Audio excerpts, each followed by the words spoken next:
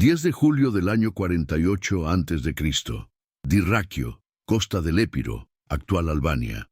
Bajo el sol abrasador del Mediterráneo oriental, dos titanes romanos se observan desde posiciones fortificadas, separadas por apenas 2 kilómetros de tierra reseca. 22.000 soldados de Julio César han construido una línea defensiva de 22 kilómetros, rodeando completamente el campamento de Pompeyo Magno.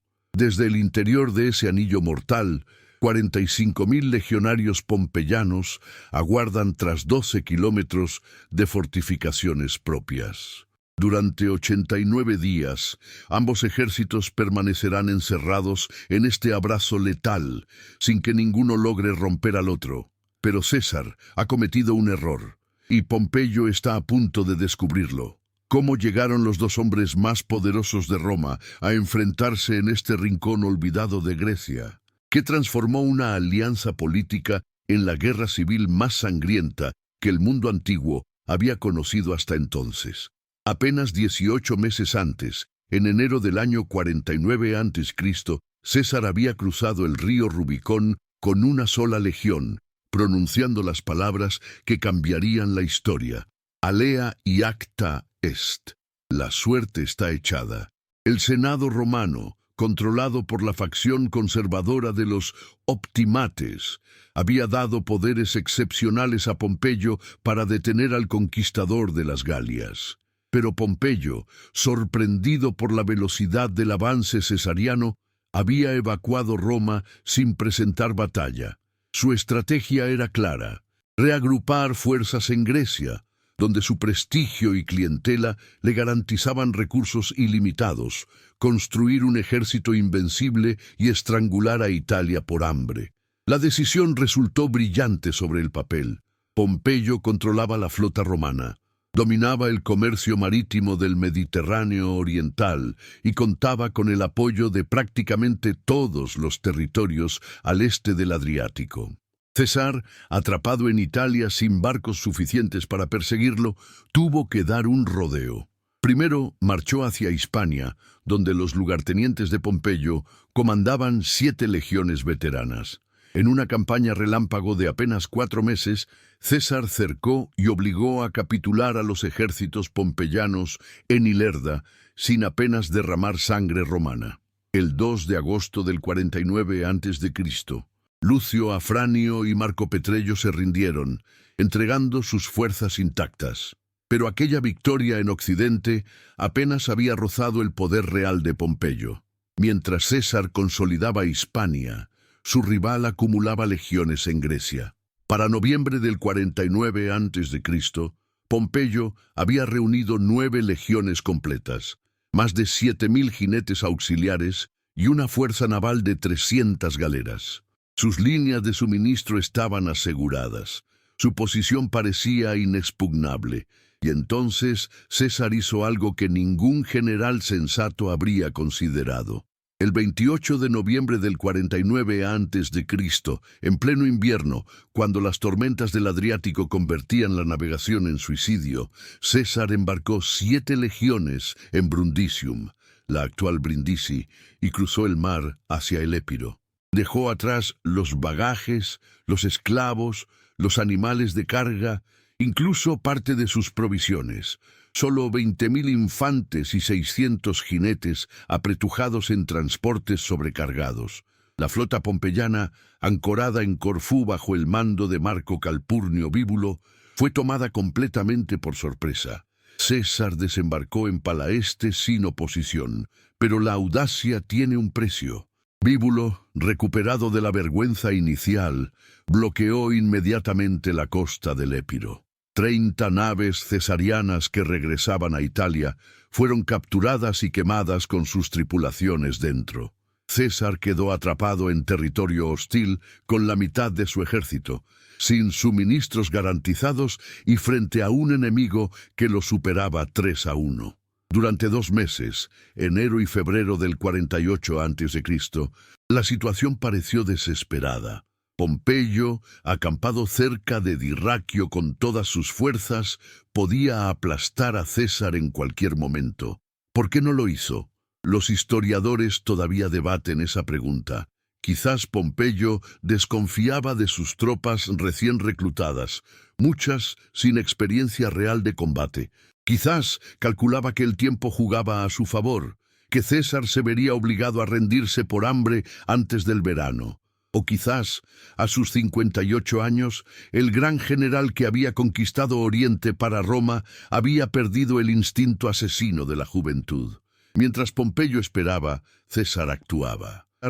Envió mensajeros desesperados a Marco Antonio, su brazo derecho, exigiéndole que cruzara el bloqueo naval con los refuerzos. «Necesito soldados, no barcos», habría dicho según los cronistas. En febrero del 48 a.C., Antonio logró la hazaña. Despistando la flota pompeyana debilitada tras la muerte de Bíbulo, desembarcó 4 legiones más en Ninfeum. Pompeyo intentó interceptar esos refuerzos antes de que se unieran a César, pero fracasó. Los aliados griegos de Antonio lo advirtieron de la emboscada preparada, y el comandante cesariano se refugió tras fortificaciones improvisadas. Pompeyo se encontró entonces en la peor posición posible, atrapado entre el campamento fortificado de Antonio al norte y el ejército de César al sur. Retiró sus fuerzas hacia Dirraquio y se atrincheró definitivamente. César lo siguió como una sombra, y ambos ejércitos, ahora casi equilibrados en número tras la llegada de los refuerzos, comenzaron a construir las líneas de fortificación más extensas que el mundo romano había visto jamás. La estrategia de César era simple en concepto, pero brutal en ejecución. Rodear completamente el campamento pompeyano con una línea continua de fosos, empalizadas y torres de vigilancia. Si lograba cerrar el círculo, Pompeyo quedaría aislado de su base de suministros en Dirraquio y se vería obligado a atacar en condiciones desfavorables o rendirse por hambre. Los ingenieros cesarianos trabajaron día y noche durante semanas. 22 kilómetros de fortificaciones tomaron forma gradualmente. Fosos de 4,5 metros de profundidad, empalizadas de madera reforzada, torres cada 200 metros, fortines avanzados en las posiciones clave. Pompeyo respondió construyendo su propia línea defensiva interior. 12 kilómetros de fortificaciones mucho más compactas y sólidas, aprovechando las colinas naturales cerca de la costa. Su campamento quedaba a apenas 1,5 kilómetros del mar, lo que en teoría le permitía recibir suministros por vía marítima. Pero la realidad pronto reveló un problema imprevisto. A medida que pasaban las semanas de abril y mayo, el trigo plantado en los campos dentro del perímetro cesariano comenzó a crecer. Los soldados de César, que inicialmente parecían condenados al hambre, empezaron a disponer de grano fresco. Mientras tanto, dentro del anillo pompeyano, 45.000 hombres y miles de animales consumían el agua de los pozos locales a ritmo alarmante. Las fuentes se secaban. El forraje para los caballos escaseaba. Irónicamente, Pompeyo, quien había planeado sitiar a César por hambre, se encontraba ahora en condición de sitiado. Los mapas militares no capturan la miseria humana de aquel verano. Imaginen 45.000 hombres hacinados en un espacio cada vez más reducido, respirando el hedor de las letrinas desbordadas, racionando agua turbia, viendo morir a los caballos de sed. Las enfermedades comenzaron a propagarse. La moral se deterioraba. Los oficiales pompeyanos presionaban a su comandante. Había que romper el cerco antes de que fuera demasiado tarde. ¿Pero cómo? César había desplegado a sus legiones en posiciones calculadas con genio matemático. Cada punto débil aparente estaba cubierto por reservas ocultas. Cada sección de la empalizada podía recibir refuerzos en minutos. Pompeyo necesitaba información precisa. Un punto verdaderamente vulnerable donde concentrar un ataque masivo y abrirse paso. La oportunidad llegó de donde menos se esperaba. 2 comandantes de caballería galos, pertenecientes a la tribu de los alobroges y sirviendo como auxiliares en el ejército de César, fueron acusados de desviar el salario de sus propios soldados. Ante la perspectiva de un juicio militar, desertaron. Cruzaron las líneas durante la noche y se presentaron ante Pompeyo con un regalo invaluable: conocimiento detallado de las fortificaciones cesarianas, incluyendo la ubicación exacta de las secciones que aún no estaban terminadas. Los desertores señalaron un tramo específico al sur de las líneas, donde la empalizada cesariana llegaba hasta el mar, pero las torres defensivas todavía no habían sido completadas. Era un punto ciego, un talón de Aquiles en el anillo perfecto de César. La construcción se había retrasado por problemas logísticos, faltaba madera, los ingenieros estaban concentrados en otros sectores, y César aparentemente había apostado que Pompeyo no detectaría la debilidad a tiempo. Pompeyo convocó consejo de guerra. Sus oficiales propusieron un asalto coordinado. 6 legiones atacarían frontalmente el punto débil, mientras tropas ligeras desembarcarían directamente desde el mar, flanqueando las defensas por la retaguardia. El plan requería sincronización perfecta, pero si funcionaba, el cerco quedaría roto, y César se vería obligado a retirarse o enfrentar la destrucción de su ejército. La noche del 9 de julio del 48 a.C., las legiones pompeyanas se pusieron en movimiento silencioso. Al amanecer del 10 de julio, atacaron. El asalto tomó por sorpresa a los defensores cesarianos en ese sector. La Legión 9, responsable de mantener aquella posición, se encontró enfrentando una fuerza 6 veces superior. Los legionarios pompeyanos, motivados por meses de privaciones y la promesa de libertad, lucharon con ferocidad inusual. Rompieron la empalizada inacabada, desbordaron los fosos, masacraron a los sorprendidos centinelas. César reaccionó con la velocidad que lo caracterizaba. Destacó inmediatamente a Marco Antonio con 4.000 hombres de refuerzo hacia el punto de ruptura. Las tropas cesarianas lograron estabilizar temporalmente la situación, pero Pompeyo había conseguido lo imposible. Sus legiones habían roto el cerco y se refugiaron en un pequeño fuerte que anteriormente César había abandonado al ajustar sus líneas. Ahora, la situación se invertía peligrosamente. Pompeyo tenía una cabeza de puente fuera del anillo de asedio. Podía recibir suministros, reforzar la posición, amenazar la retaguardia cesariana. César no podía permitirlo. Ordenó un contraataque masivo. 33 cohortes de infantería, unos 19.000 hombres, se lanzaron contra el fuerte para desalojar a los pompeyanos. Fue un desastre. Contrario a todas las expectativas, las tropas de Pompeyo, que durante meses habían evitado el combate directo, lucharon con tenacidad inesperada. Mientras la batalla rugía alrededor del fuerte, Pompeyo envió refuerzos. Un destacamento mixto de caballería e infantería que flanqueó la retaguardia de la ala derecha cesariana. Las tropas de César, atacadas desde 2 direcciones simultáneas y agotadas por el asalto frontal, comenzaron a ceder terreno. César intentó organizar una retirada ordenada, pero el pánico se propagó entre sus legionarios. Los soldados, muchos de ellos veteranos que habían conquistado la Galia, rompieron formación y corrieron hacia sus propios campamentos fortificados. La estampida convirtió la retirada táctica en ruta. Cuando finalmente las líneas se estabilizaron tras los muros de los campamentos, César contabilizó 1.000 hombres muertos en el asalto fracasado. Entre ellos, 32 centuriones, la columna vertebral de cualquier legión romana. Pompeyo había ganado la batalla de Dirraquio. Por primera vez en la guerra civil, César había sido derrotado en campo abierto. Las consecuencias podían ser catastróficas. Si Pompeyo ordenaba un ataque generalizado esa misma tarde, con César desmoralizado y sus líneas rotas, la guerra terminaría antes del anochecer. ¿Y qué hizo Pompeyo? Nada. Absolutamente nada. El general pompeyano, en el momento del triunfo máximo, simplemente detuvo a sus tropas. No ordenó perseguir a los cesarianos en retirada. No lanzó el asalto final que sus oficiales le suplicaban autorizar.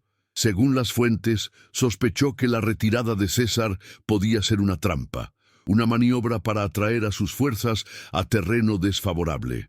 O quizás, después de meses sin victoria decisiva, simplemente no creyó que el triunfo fuera real.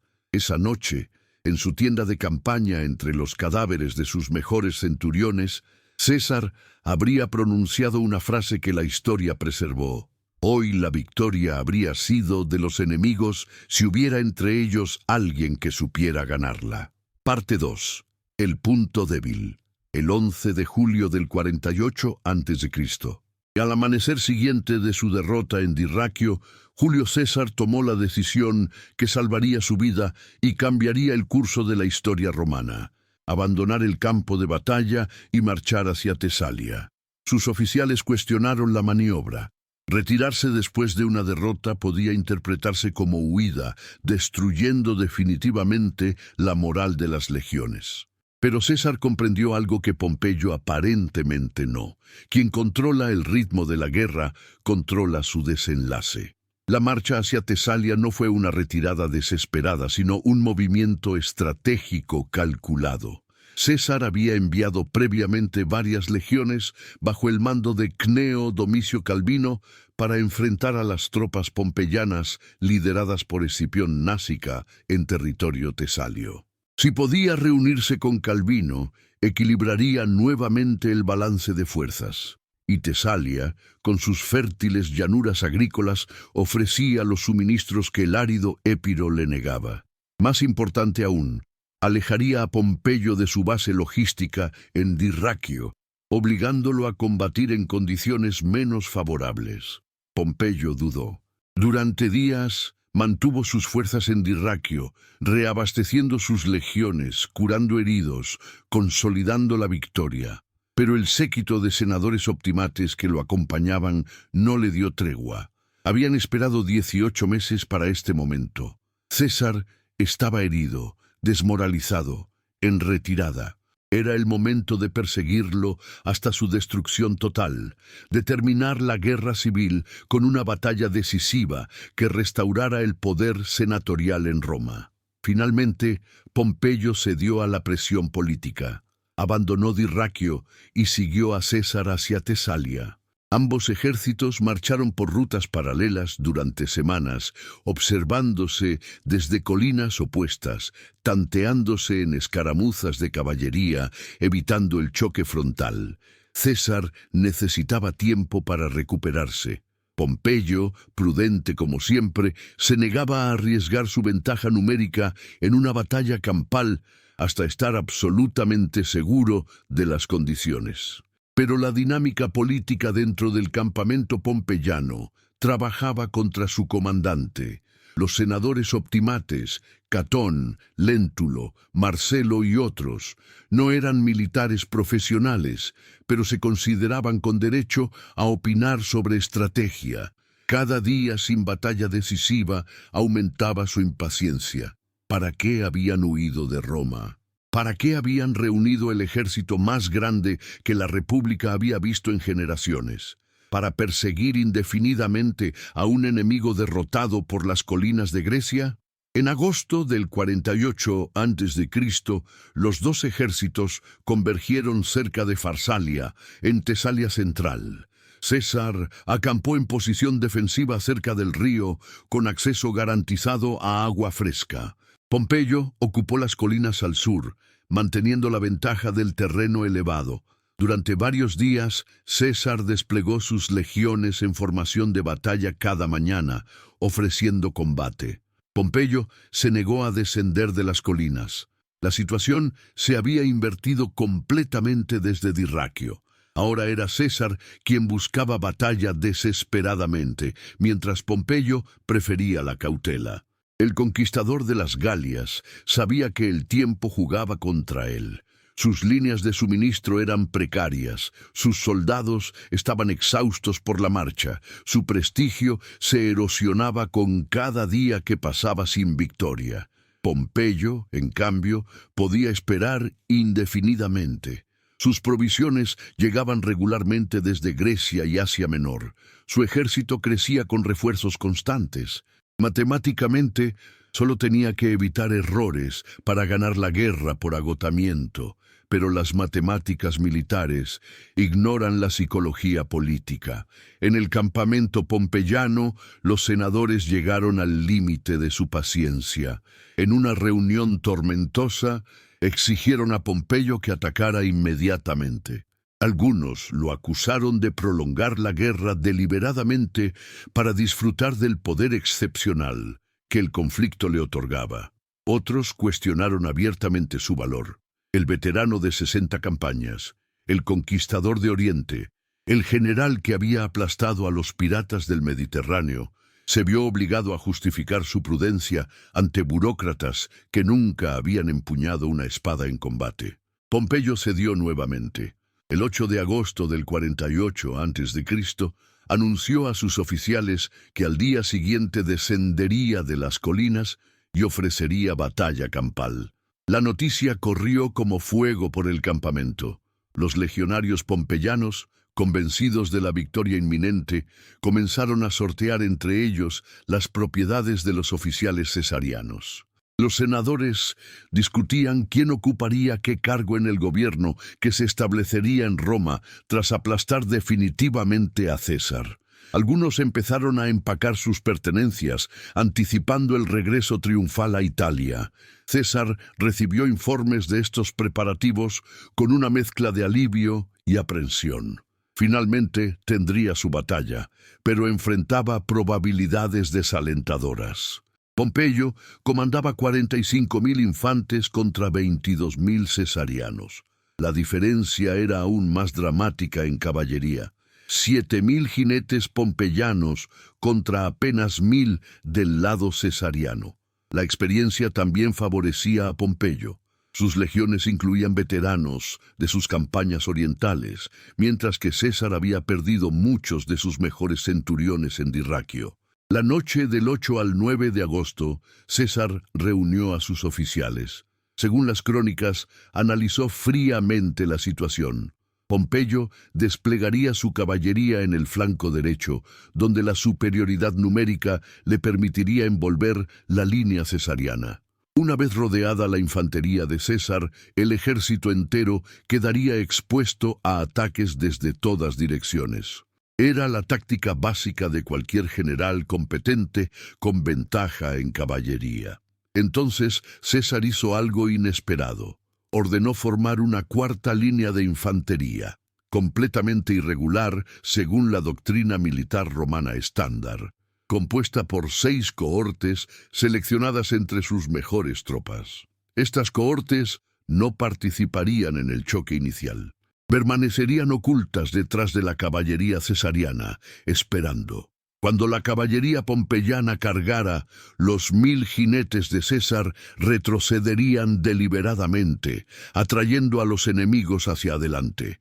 Y entonces las 6 cohortes ocultas emergerían y atacarían, pero no atacarían de la manera convencional. César dio instrucciones específicas a los centuriones de esas cohortes. Cuando cargaran contra la caballería pompeyana, debían apuntar sus lanzas directamente a las caras de los jinetes, no a los cuerpos protegidos por armadura, no a los caballos, a las caras, a los ojos. La lógica era brutal en su simplicidad. La caballería romana del siglo I a.C. no usaba estribos. Estos no se inventarían hasta siglos después. Los jinetes mantenían el equilibrio principalmente con las rodillas y las riendas. No llevaban máscaras protectoras completas. Un jinete que veía una lanza apuntando directamente a su rostro tenía 2 opciones. Instintivamente, echarse hacia atrás para proteger la cara, perdiendo el equilibrio y cayendo del caballo, o recibir el lanzazo en el rostro. En ambos casos, dejaba de ser efectivo como combatiente. El 9 de agosto del 48 a.C., al amanecer, ambos ejércitos se desplegaron en la llanura de Farsalia. Pompeyo ocupó su posición con 9 legiones distribuidas en 3 líneas. La infantería en el centro, 7.000 jinetes en el ala derecha comandados por Tito Labieno, irónicamente, antiguo lugarteniente de César que había desertado al cruzar el Rubicón, y arqueros y honderos protegiendo los flancos. El plan era simple. La caballería aplastaría el flanco derecho cesariano, envolvería la retaguardia y masacraría la infantería desde atrás, mientras el centro pompeyano mantenía presión frontal. César desplegó 3 líneas estándar de infantería, pero colocó a sus mejores legiones, la veterana X y la probada en combate, en el ala derecha, precisamente donde esperaba el ataque de caballería pompeyano. Su propia caballería, 1.000 jinetes contra 7.000, ocupó el extremo derecho, y detrás de ellos, invisibles para los observadores pompeyanos, esperaban las 6 cohortes especiales. El combate comenzó a media mañana. La infantería de ambos bandos avanzó en la formación tradicional. Escudos arriba, lanzas extendidas, gritos de guerra resonando por la llanura. El choque fue ensordecedor. Miles de escudos impactando simultáneamente. El crujido de huesos rotos, los gritos de hombres muriendo. Las líneas se empujaban mutuamente, ganando y perdiendo metros en una matanza organizada donde la disciplina valía más que el valor individual. Mientras el centro se trababa en ese abrazo mortal, Labieno lanzó la caballería pompeyana contra el flanco derecho de César. 7.000 jinetes descendieron como avalancha sobre los 1.000 jinetes cesarianos. No había competencia posible. Los jinetes de César, exactamente como su comandante había predicho, retrocedieron inmediatamente. Parecía el comienzo del colapso total del ejército cesariano. La caballería pompeyana cargó tras los jinetes en retirada, ansiosa por completar el envolvimiento. Labieno gritaba órdenes, dirigiendo a sus escuadrones para que giraran hacia la retaguardia de la infantería cesariana. La victoria estaba a minutos de distancia, y entonces, de la nube de polvo levantada por los cascos de miles de caballos, emergieron 6 cohortes de infantería cesariana en formación cerrada. Cargaron directamente contra los jinetes pompeyanos con sus lanzas extendidas a la altura del rostro. Los caballos, animales de presa por naturaleza, instintivamente se encabritaron al ver las puntas de metal apuntando hacia ellos. Los jinetes, sorprendidos por la aparición inesperada de infantería donde no debía haber nada, tuvieron apenas segundos para reaccionar.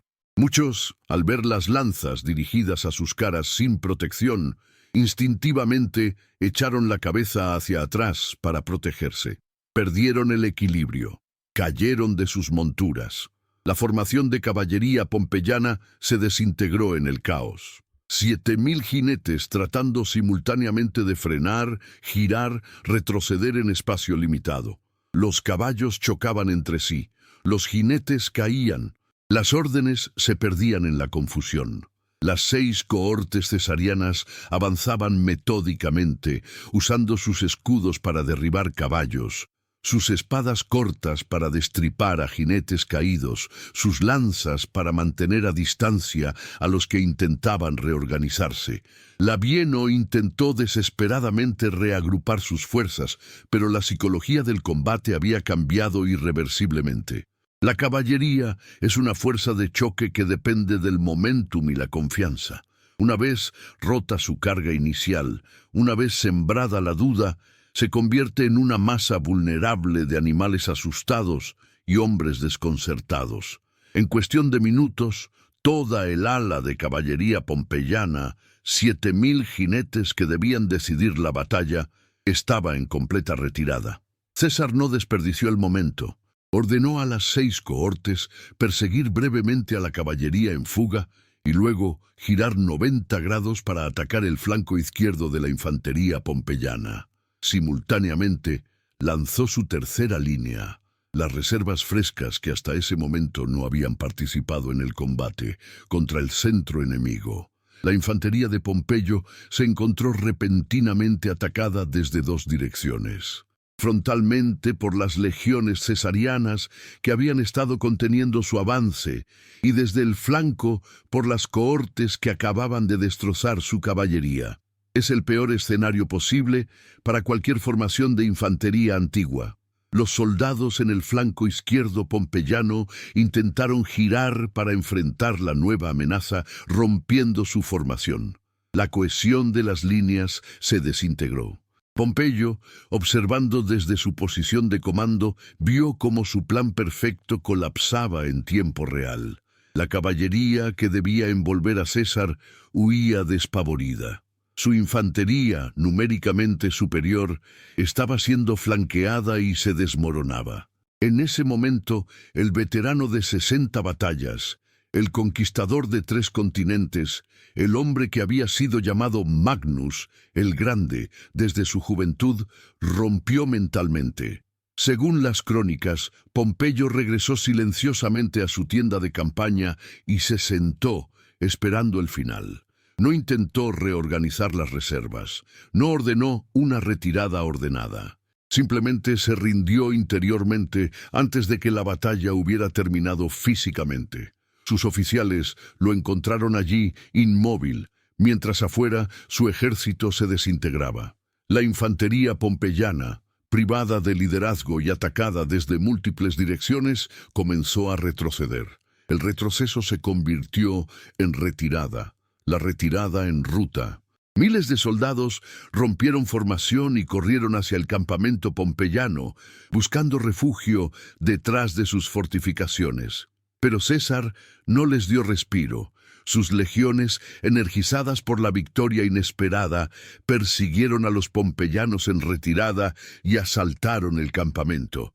La defensa fue breve y desorganizada. Para media tarde del 9 de agosto, el campamento pompeyano había caído. Los legionarios cesarianos irrumpieron en un espectáculo surrealista. Tiendas de campaña decoradas con flores frescas, mesas puestas para banquetes de celebración, vino fino esperando en ánforas refrigeradas con nieve de las montañas. Los optimates habían estado tan seguros de la victoria que habían preparado una fiesta triunfal antes de que la batalla terminara. Pompeyo, sacudido de su parálisis por oficiales desesperados, logró escapar del campamento antes de que cayera.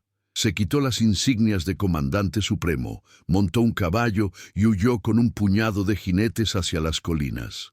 Miles de legionarios pompeyanos intentaron seguirlo, refugiándose en la colina cercana de Calogiros. César los rodeó inmediatamente con 4 legiones e impidió cualquier retirada hacia la ciudad de Larisa. Durante toda la noche, los soldados pompeyanos atrapados en la colina debatieron sus opciones. No tenían agua, no tenían comida, no tenían esperanza. Al amanecer del 10 de agosto se rindieron. César, fiel a su política de clemencia calculada, perdonó la vida a los legionarios comunes y los invitó a unirse a sus propias fuerzas. Muchos aceptaron. Los oficiales de alto rango fueron capturados pero tratados con relativa cortesía. Las cifras de bajas varían según las fuentes. César, en sus propios escritos, alegó haber perdido solamente 200 soldados mientras infligía 15.000 muertos al enemigo. Números más realistas, calculados por historiadores posteriores, sitúan las pérdidas cesarianas en aproximadamente 1.200 hombres y las pompeyanas en 6.000 muertos, más miles de prisioneros. Pero más allá de los números exactos, la batalla de Farsalia había decidido definitivamente la guerra civil. Pompeyo huyó hacia la costa y embarcó rumbo a Egipto, donde tenía aliados políticos y esperaba reorganizar resistencia. Pero el joven faraón Ptolomeo XIII, calculando que el favor de César valía más que la lealtad a un fugitivo derrotado, ordenó asesinar a Pompeyo cuando desembarcó en Alejandría. El 28 de septiembre del 48 a.C., el hombre que había sido el general más grande de su generación fue apuñalado por un antiguo subordinado en una playa egipcia. Le cortaron la cabeza y la presentaron a César cuando éste llegó días después persiguiendo a su enemigo. César, según las fuentes, lloró al ver la cabeza de Pompeyo. Quizás las lágrimas eran genuinas. Habían sido aliados políticos, cuñados por matrimonio, gobernantes compartidos de Roma en el primer triunvirato, o quizás César simplemente reconocía el fin de una época. La República Romana, que había existido durante casi 5 siglos, estaba muerta. Farsalia no solo había decidido quién gobernaría Roma, había decidido cómo se gobernaría. No mediante el equilibrio republicano de magistraturas electas y poder senatorial, sino mediante la autoridad militar de un solo hombre. ¿Qué podemos aprender más de 2000 años después de aquellos 89 días entre Dirraquio y Farsalia? Que las guerras no las ganan necesariamente los ejércitos más grandes, sino los comandantes más flexibles. Que la victoria táctica, como la de Pompeyo en Dirraquio, no significa nada sin la voluntad de explotarla decisivamente. Que el genio militar a menudo consiste simplemente en reconocer el error que tu enemigo está a punto de cometer y prepararte para aprovecharlo. Y que, a veces, toda una civilización cambia de curso porque un general ordenó a 6 cohortes atacar los rostros de jinetes enemigos en lugar de sus cuerpos. El imperio que César fundó duraría en Occidente 5 siglos más y en Oriente otros 1000 años después de eso. Los idiomas que hablamos, las leyes que seguimos, la organización política de nuestras sociedades, todo lleva la huella de aquel día de agosto cuando la República murió en una llanura de Tesalia. Y todo porque Pompeyo, en el momento decisivo, no supo aprovechar su victoria. César encontró el punto débil y entró con fuerza. Si esta historia, sobre el momento en que Roma dejó de ser república para convertirse en imperio, te ha fascinado, no olvides suscribirte al canal y activar las notificaciones. La historia está llena de batallas que cambiaron el mundo, y nosotros estamos aquí para contártelas todas.